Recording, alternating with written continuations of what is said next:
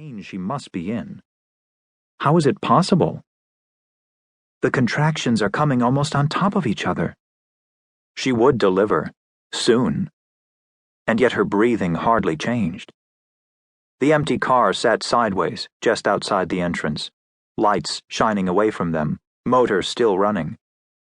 The doctor leaned forward, close to the pregnant woman's face. "What's your name?" she asked. The woman smiled vacantly. "Your name," the doctor said again, sharply this time. No response. She pinched the fleshy part of the woman's upper arm, watched it flush pink. Her skin was creamy and perfectly smooth, almost poreless. She had the look of a backwoods girl, but there was something more to her. Some special kind of glow, or aura.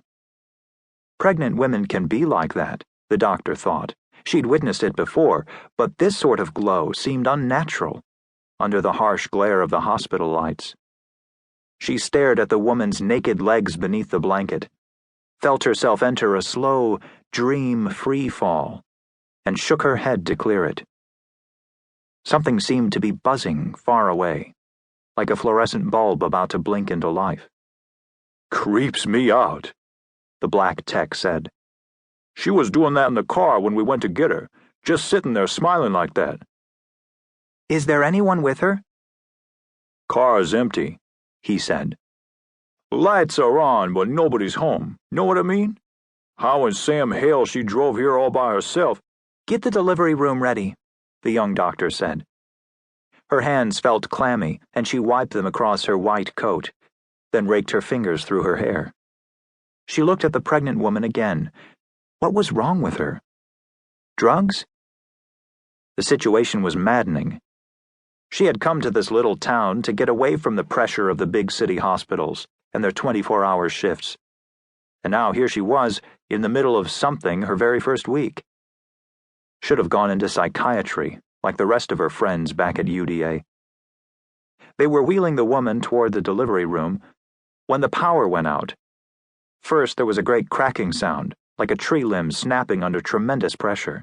Then a back surge of air, as if something huge and warm had taken a deep breath. And then they were plunged into darkness. "Don't move," the doctor said. Dim red lights blinked on down the hall. She waited a moment for the main generators to kick in and give them something more. But nothing happened. It was no good. Without lights, the delivery room was useless. They stood, bathed in red. The wind howled. The doctor put her hand on the woman's belly and found the swelling had moved lower, and turned. This baby was coming now. They set her up right there, lying on her back on the stretcher with her legs spread under the blanket. The two techs held flashlights, one on either side. A nurse appeared with boiling water from the gas stove in the staff kitchen, and towels, along with a few instruments on a stainless steel tray from the delivery room.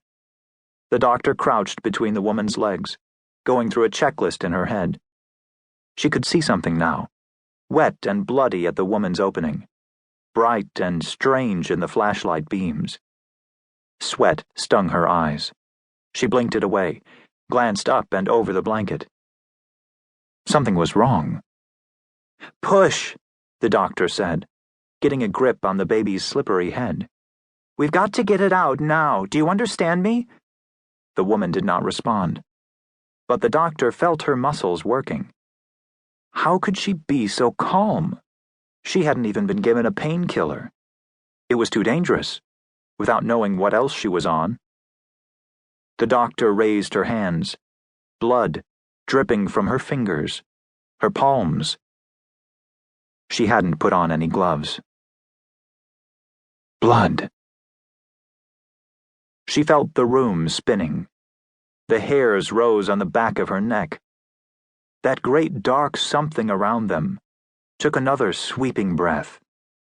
They were engulfed in a huge, smothering silence. The lights blinked on, stuttered, and went off again.